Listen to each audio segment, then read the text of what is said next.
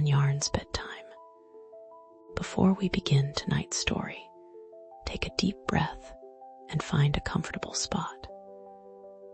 Let the worries of the day fade away as we journey into a world of dreams. Whether you're here to unwind after a long day or simply in need of a calming escape, let the soft whispers and gentle tales guide you to a peaceful night's sleep. So, close your eyes, relax, and let's begin this adventure together. High on a gentle hill, where the evening air hangs like a soft, velvet curtain, stood the whispering willow.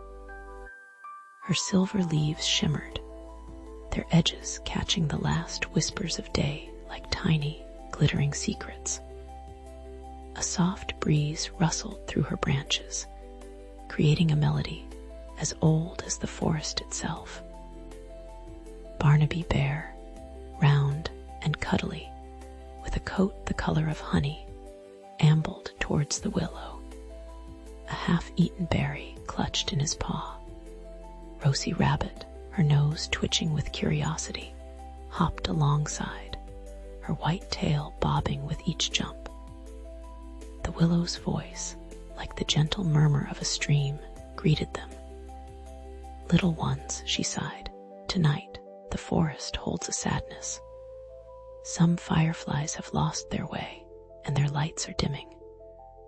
Two tiny fireflies, Lumi and Flicker, huddled beneath a dew-kissed mushroom.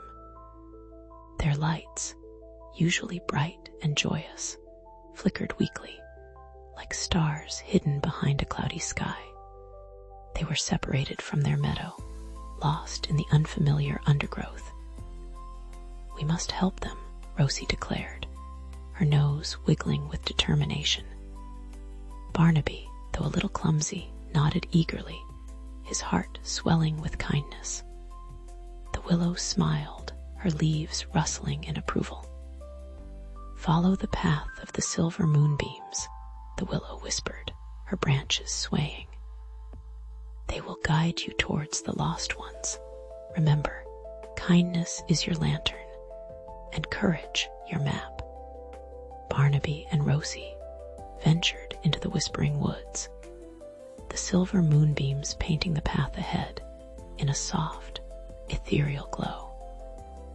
The air was filled with the sweet scent of night-blooming jasmine and the gentle chirping of crickets. They carefully stepped over slumbering hedgehogs and tiptoed past sleeping squirrels, their hearts filled with a quiet purpose. Barnaby's clumsy steps were softened by the velvety moss beneath his paws. Finally, they saw them two tiny sparks of light, barely visible in the distance. Lumi and Flicker trembled, their hope flickering like a dying ember. "Don't worry," Rosie called out, her voice clear and comforting. "We're here to help you."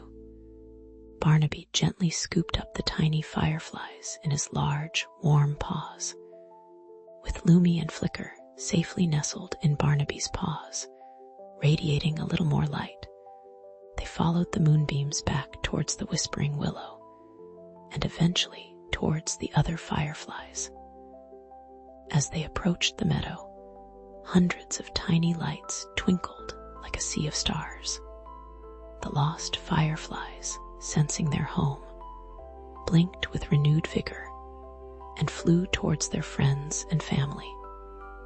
The meadow erupted in a symphony of light, brighter and more beautiful than ever before. The fireflies danced and twirled, their gratitude illuminating the night. The whispering willow watched over them, her leaves shimmering with joy. Barnaby and Rosie, tired but content, nestled down beneath her branches, their hearts full of warmth and peace. And as the moon climbed higher and the starlight twinkled above these best friends, the forest gently started to fall asleep.